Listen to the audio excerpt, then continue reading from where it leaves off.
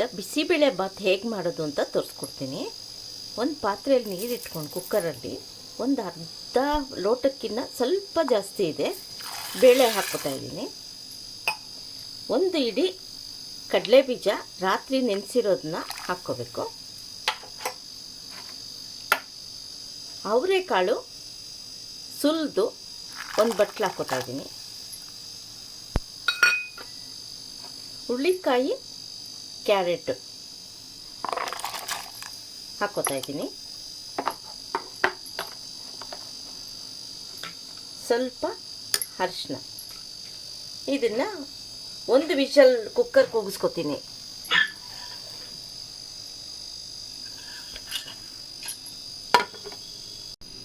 ಈಗ ಮಿಕ್ಸಿ ಜಾರ್ಗೆ ಒಂದು ಸ್ವಲ್ಪ ತೆಂಗಿನಕಾಯಿ ತುರಿ, ಒಂದು ಅರ್ಧ ಕಪ್ಪಷ್ಟು, ಒಂದು ಟೊಮೆಟೊ ಹಚ್ಚಿ ಹಾಕ್ಕೋತಾ ಇದ್ದೀನಿ. ಒಂದೇ ಒಂದು ಬ್ಯಾಡಗೆ ಮೆಣಸಿನ್ಕಾಯಿ, ಸ್ವಲ್ಪ ಹುಣಸೆಹಣ್ಣು,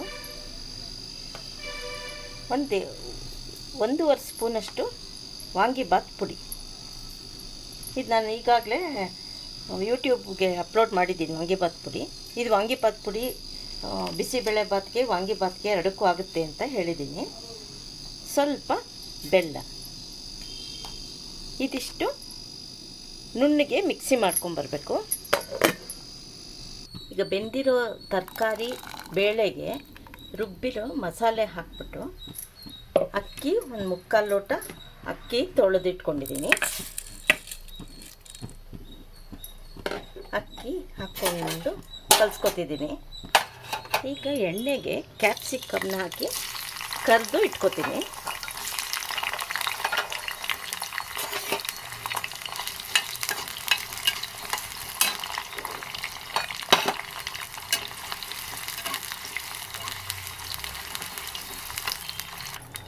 ಈಗ ಅದೇ ಬಾಣಲಿಗೆ ಸಾಸಿವೆ, ಸ್ವಲ್ಪ ಇಂಗು, ಗೋಡಂಬಿ,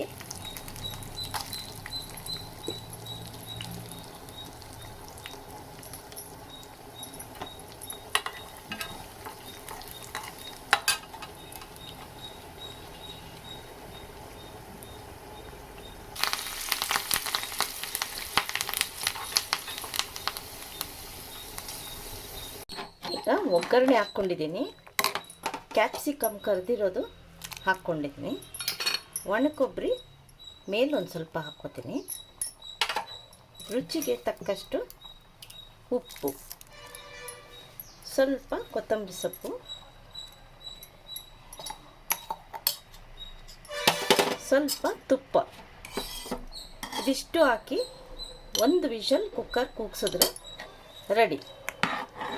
ಸುಲಭವಾಗಿ ಮಾಡೋದು ಇದು ಬಿಸಿಬೇಳೆ ಬಾತು ಹೇಳ್ಕೊಡ್ತಾ ಇದ್ದೀನಿ.